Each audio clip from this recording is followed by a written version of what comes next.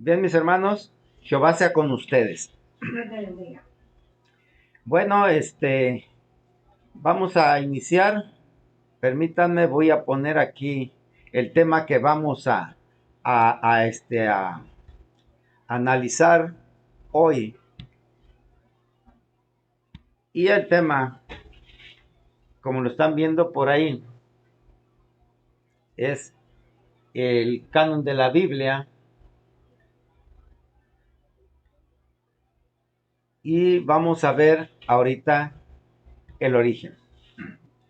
Habíamos concluido ya dentro del tema que tratamos lo que corresponde a la interpretación bíblica como primer punto para el análisis y estudio de la Biblia. Y bueno, en el contexto del análisis de la Biblia, desde el punto de vista de conocerlas por las razones que ya varias veces lo he expuesto, reitero que es necesario que entendamos que es la única fuente. Esto es muy importante, mis hermanos. Vamos a entender que es la única fuente en la que se apoya el cristianismo.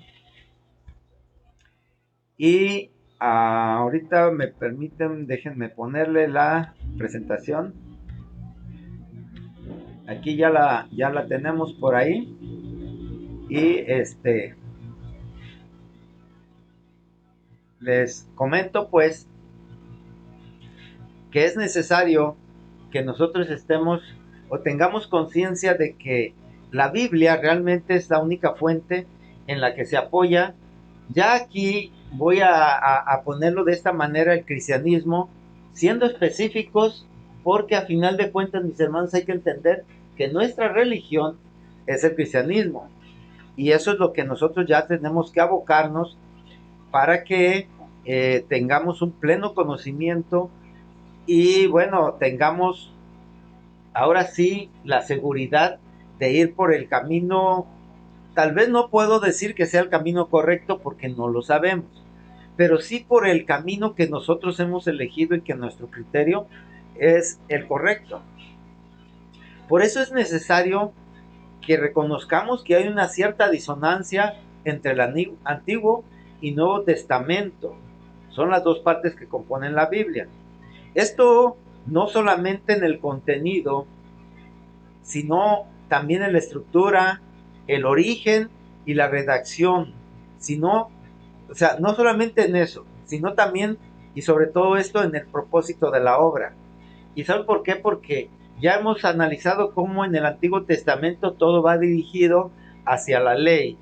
Y si nosotros observamos, vamos a ver que la promesa de nuestro Dios o el motivo de la fe en Dios se centraba dentro de la ley, sobre todo en los beneficios de ese momento, en que Dios iba a hacer un reino grande en la tierra, iba a favorecer a su pueblo, lo iba a bendecir y llenar de bienes y de favores. De hecho, hay que recordar que la promesa que se hace a Abraham es que le dará una tierra que fluye leche y miel. Muy diferente al propósito del Nuevo Testamento, en donde básicamente se nos combina a que nosotros podamos alcanzar la promesa de vida eterna y de salvación de Jehová Dios y que podamos llegar a su reino y trascender de esta vida. Si nos damos cuenta, los propósitos son muy diferentes.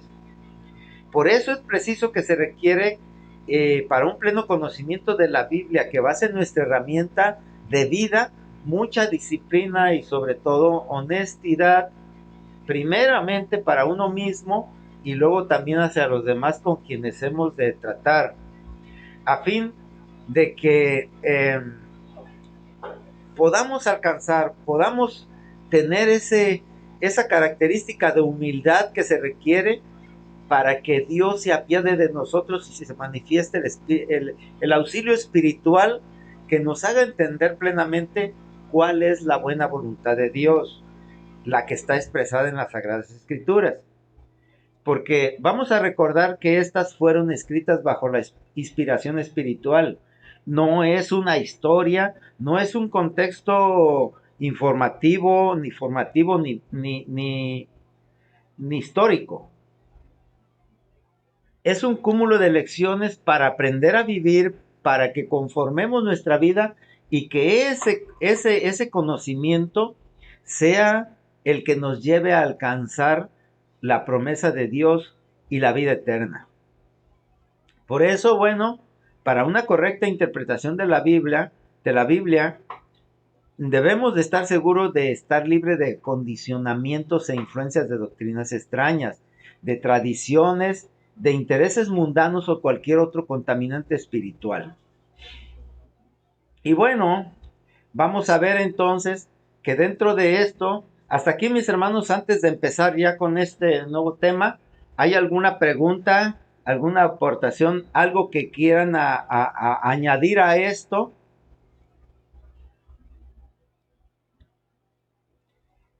Bueno, pasamos pues los últimos textos que leímos y que analizamos en el estudio anterior y también lo recordamos el domingo y son del libro de Santiago, de esta carta de Santiago.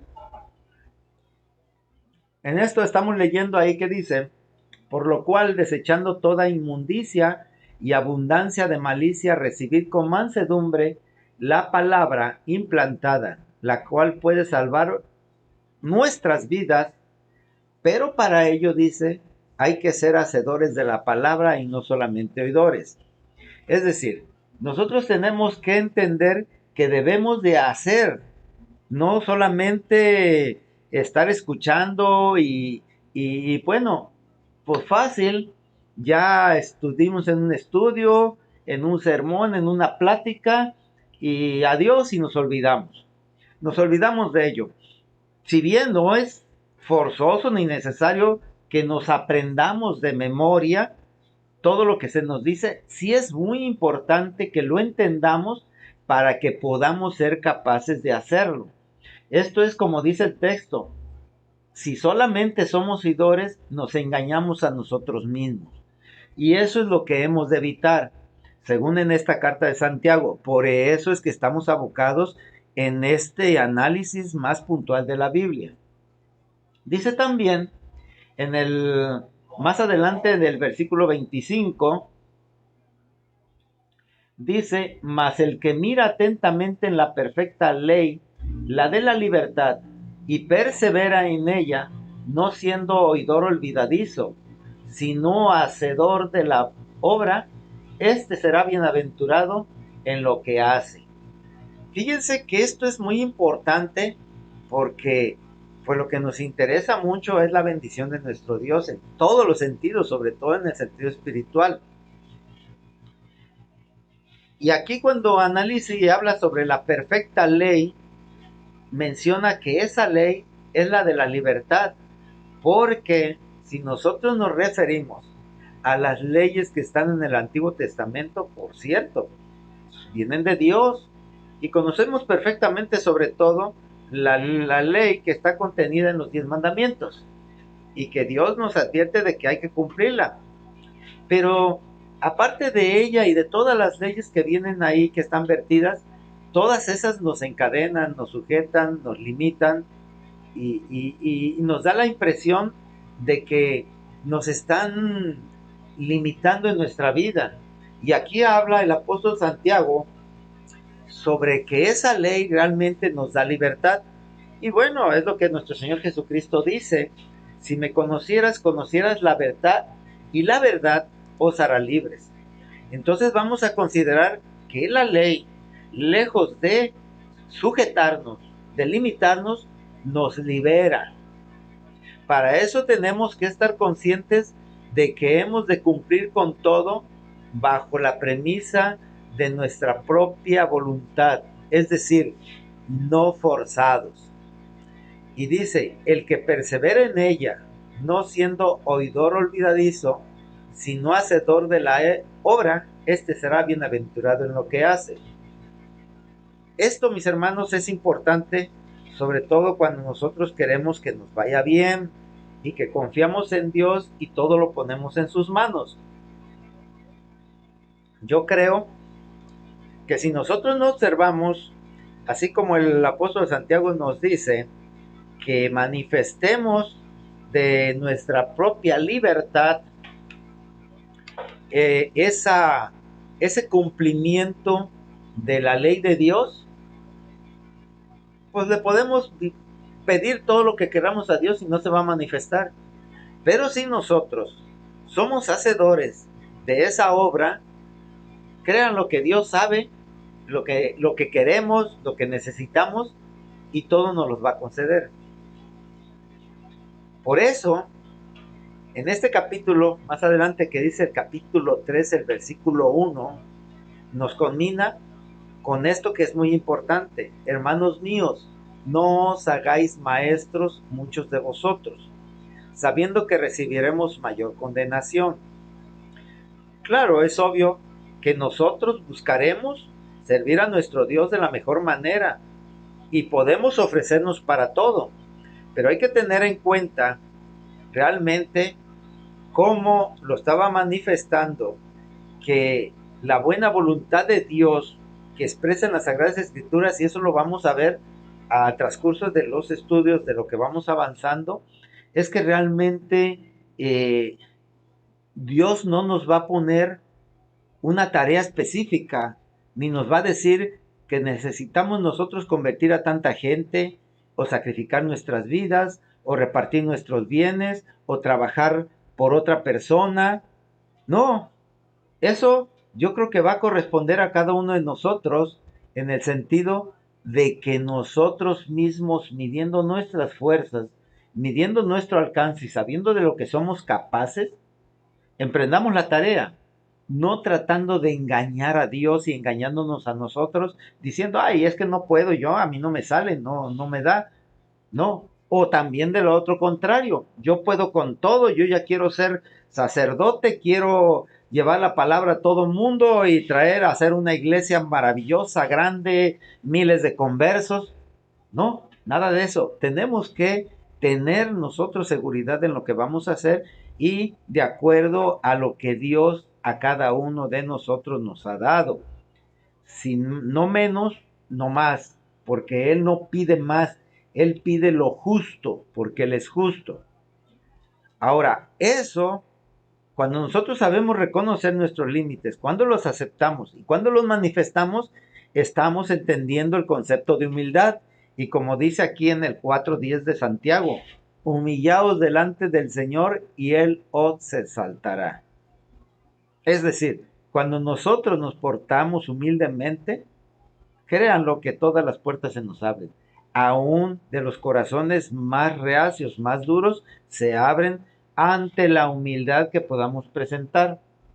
Pero si nosotros vamos a ver quién puede más, quién sabe más o quién es más, pues yo creo que esa va a ser una lucha estéril. Eso es muy importante que lo entendamos. Todo esto es precisamente la justificación del por qué nosotros ahora nos estamos abocando en entender plenamente la Biblia, y no solamente va a ser la narrativa, sino algo más. Nuevamente pregunto hasta aquí, mis hermanos, si tienen algún comentario o alguna pregunta, pueden hablar o alzar su mano. Aquí los estoy observando a todos. Y si no, bueno, pues ahora vamos a pasar, ahora sí, al tema que nos, que nos,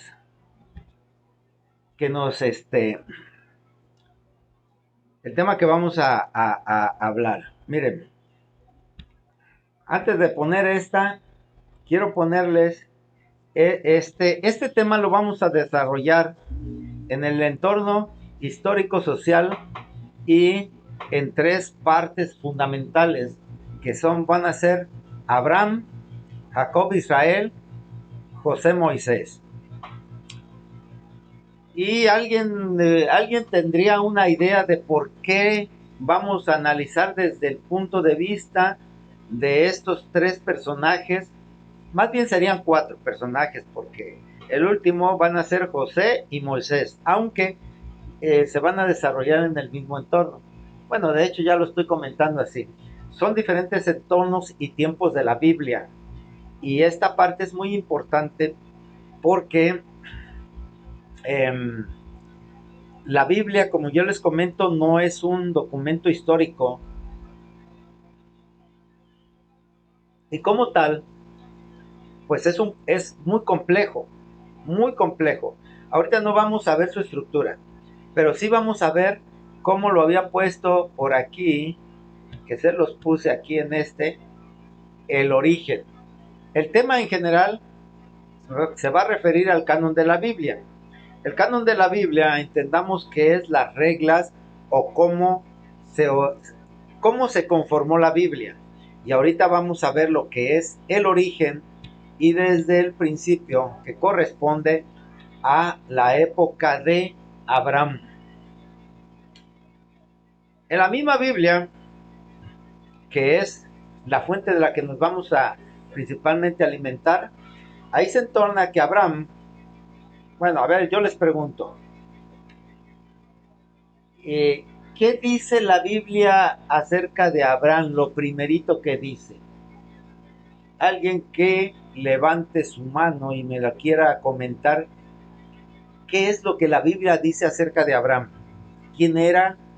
¿Qué es? A ver, adelante mi hermana Maribel.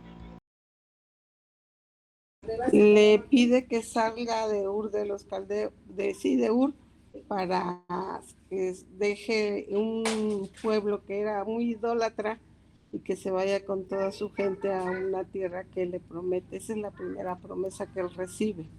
Y más adelante le dice que si puede contar las arenas de la playa, así va a ser su descendencia que heredará la tierra, y las estrellas, así será su descendencia que heredará el cielo. Ok, perfecto. Efectivamente, así es exactamente como dice la Biblia de Abraham. Ahora, ¿sabemos qué era Ur de los Caldeos? ¿Sabemos cómo eran los caldeos? ¿Qué nación era? ¿Qué hacía Abraham ahí? ¿Qué creían? ¿Cómo vivía? ¿De qué vivían? ¿Qué sabía o qué enseñanzas tenía Abraham ahí? ¿Eso lo sabemos? Yo creo Pues que no, era ¿verdad? parte de la Mesopotamia, ¿no? Era la Mesopotamia, que era una región sumamente rica, ¿no? Y rica no tan solo en producción, ¿no? Sino también en su cultura, ¿sí? Sí, efectivamente. ¿Y se han preguntado qué hacía Abraham ahí? ¿Cuál era su entorno social, religioso dentro de Caldea? Hermano, ¿qué pasa con ustedes? Bueno, Sí, adelante, Dios Raquel, te bendiga. escuchamos. sí me escuché, pensé que estaba fallando.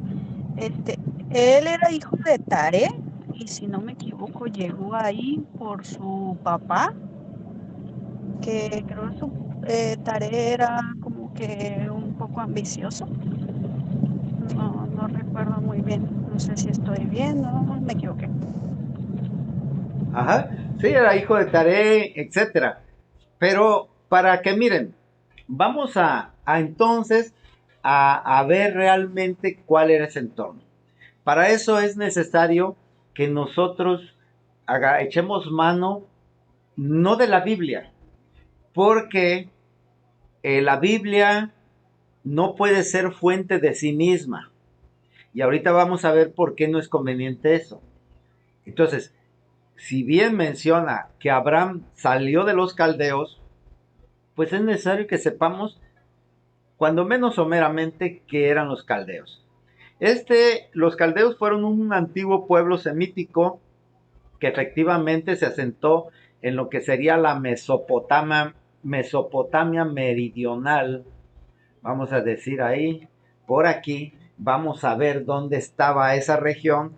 Ahí está un mapita y ahí estamos viendo África, Europa, Asia Menor, Asia y Arabia. Y es en la región donde ahorita está el conflicto, que es Asiria, entre los ríos Tigris y el río Éufrates. En esta parte, ahí por ahí se ve esa región rosada. Ese era Mesopotamia, la región de Mesopotamia, en donde se desarrolló la cultura caldea, que realmente ahorita más o menos está en lo que es el actual Irak. Se ha caracterizado, miren, hay que aclarar que realmente los caldeos no eran más que una pequeña tribu que llegó mucho después que varios pueblos que ya se habían asentado y que conformaban lo que era realmente Babilonia o el reino de Babilonia. Tuvieron mucha influencia en Babilonia, de hecho una dinastía de los caldeos que gobernó Babilonia. Ellos procedían de los acadios, que estaban por acá más arriba, o sea, muy al norte. Y ellos se desplazaron y llegaron a esa tierra que efectivamente era muy rica. Además, tenía una gran fama, porque ya no vamos a hablar realmente de Caldea, sino de Mesopotamia o de Babilonia, por su avanzada astronomía y astrología que influyó en otras culturas antiguas y sobre todo eran muy dados a las cuestiones de la adivinación. Esto es, cuando los caldeos o la dinastía caldea gobernó, se le llama o se le conoce como el imperio neobabilónico, es decir, fue un periodo tardío, no era el original. Y fue un periodo de mucho esplendor, tanto en la cultura como en la arquitectura. Esto especialmente bajo el reinado de Nabucodonosor II. Aquí es donde entra lo que nosotros vamos a ver respecto de la relación que tiene con la Biblia o con el relato bíblico, porque está muy estrechamente asociado. Como decía, el origen de ese reino que tuvo una gran importancia dentro de la historia bíblica era, bueno, los caldeos realmente eran una tribu de origen semita que estaba emparentada con los arameos y que estos se asentaron en el sur de la Mesopotamia, que si nosotros vemos es en la parte de abajo.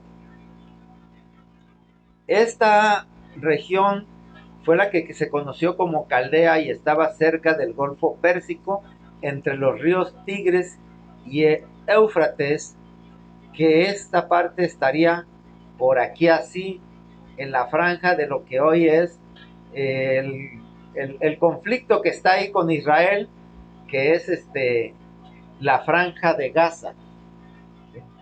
Ahí más o menos estaba. Ahí es donde se asentaron y donde estaba esta cultura. Ellos fueron reconocidos, como lo comentaba, por su gran conocimiento de la astronomía, la astrología, y se les consideraba expertos en leer el lenguaje de las estrellas. Elaboraron calendarios lunares y mantuvieron registros detallados de los cielos. Además, ellos recibieron un importante legado cultural de los sumerios, como la escritura cuneiforme, como la vemos ahí en la gráfica, y la utilizaron para recopilar textos y registrar mucha información, y de hecho ahí viene mucha información. ¿Cuál es la relevancia que tiene entonces esta región en la Biblia?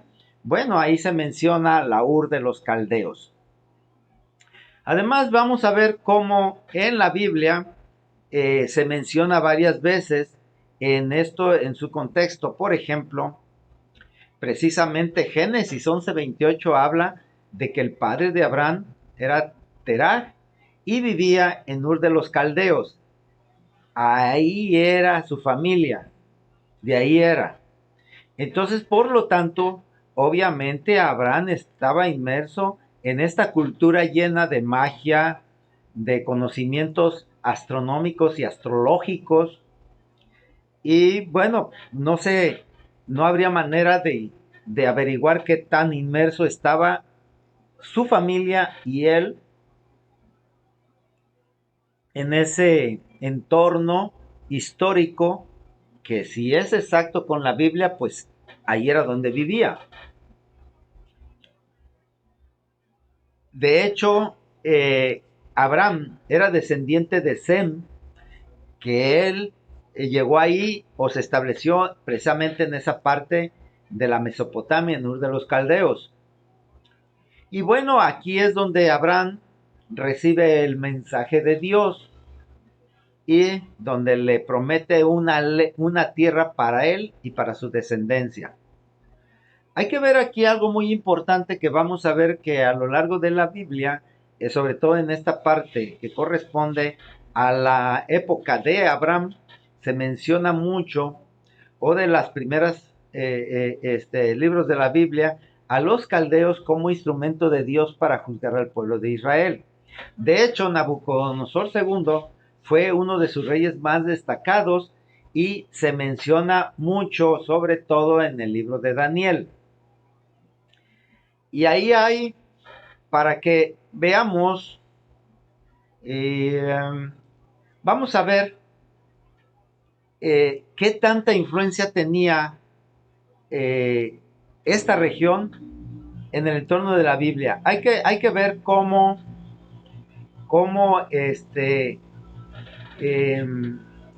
Babilonia se llevó a Israel, lo,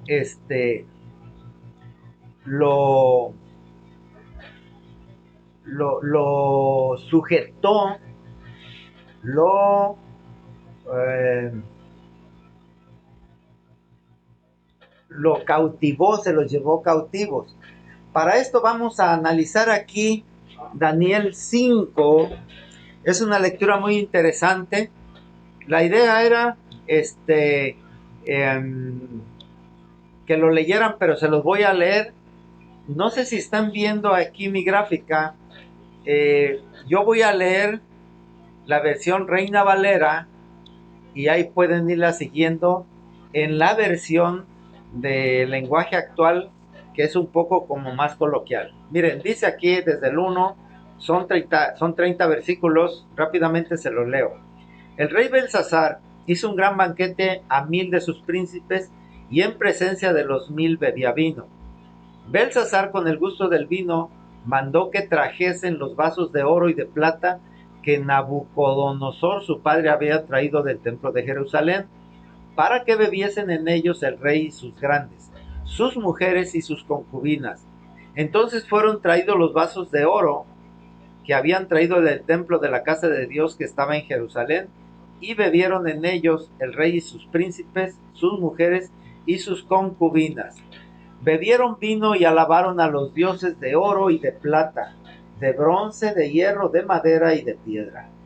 En aquella misma hora aparecieron los dedos de una mano de hombre que escribía delante del candelero sobre lo encalado de la pared del palacio real, y el rey veía la mano que escribía. Entonces el rey palideció y sus pensamientos lo turbaron y se debilitaron sus lomos y sus rodillas daban la una contra la otra. El rey gritó en alta voz que hiciesen venir magos, caldeos y adivinos. Y dijo el rey a los sabios de Babilonia: cualquiera que lea esta escritura y me muestre su interpretación, será vestido de púrpura y un collar de oro llevará en su cuello, y será el tercer señor en el reino. Entonces fueron introducidos todos los sabios del rey, pero no pudieron leer la escritura ni mostrar al rey su interpretación. Entonces el rey Belsasar se turbó sobremanera y palideció, y sus príncipes estaban perplejos. La reina, por las palabras del rey y de sus príncipes, entró en la sala del banquete y dijo: Rey, vive para siempre, no te turben tus pensamientos, ni palidezca tu rostro. En tu reino hay un hombre en el cual mora el espíritu de los dioses santos, y en los días de tu padre se halló en él luz e inteligencia y sabiduría, como sabiduría de los dioses, al que el rey Nabucodonosor, tu padre, oh rey, constituyó jefe sobre todos los magos, astrólogos, caldeos y adivinos. Por cuanto fue hallado en él mayor espíritu y ciencia y entendimiento para interpretar sueños y descifrar enigmas y resolver dudas, esto es, en Daniel, al cual el rey puso por nombre Belsasar. Llámese pues ahora Daniel, y él te dará la interpretación. Entonces Daniel fue traído delante del rey, y dijo el rey a Daniel: ¿eres tú aquel Daniel de los hijos de la cautividad de Judá, que mi padre trajo de Judea? Yo he oído de ti que el espíritu de los dioses santos está en ti, y que en ti se halló luz, entendimiento y mayor sabiduría. Y ahora fueron traídos delante de mí sabios y astrólogos para que leyesen esta escritura y me diesen su interpretación, pero no han podido mostrarme la interpretación del asunto. Yo pues he oído de ti que puedes dar interpretaciones y resolver dificultades. Si ahora puedes leer esta escritura y darme su interpretación, serás vestido de púrpura y un collar de oro llevarás en tu cuello y serás el tercer señor en el reino. Entonces Daniel respondió y dijo, delante del rey, tus dones sean para ti y da tus recompensas a otros. Leeré la escritura al rey y le daré la interpretación. El Altísimo Dios, oh Rey, dio a Nabucodonosor, tu padre, el reino y la grandeza, la gloria y la majestad. Y por la grandeza que le dio, todos los pueblos, naciones y lenguas temblaban y temían delante de él. A quien quería mataba y a quien quería daba vida. Engrandecía a quien quería y a quien quería humillaba. Mas cuando su corazón se ensorbebeció y su espíritu se endureció, en su orgullo fue depuesto del trono de su reino y despojado de su gloria. Y fue echado de entre los hijos de los hombres, y su mente se hizo semejante a la de las bestias, y con los asnos monteses fue su morada. Hierba le hicieron comer como a buey, y su cuerpo fue mojado con el rocío del cielo, hasta que reconoció que el Altísimo Dios tiene dominio sobre el reino de los hombres y que pone sobre él al que le place.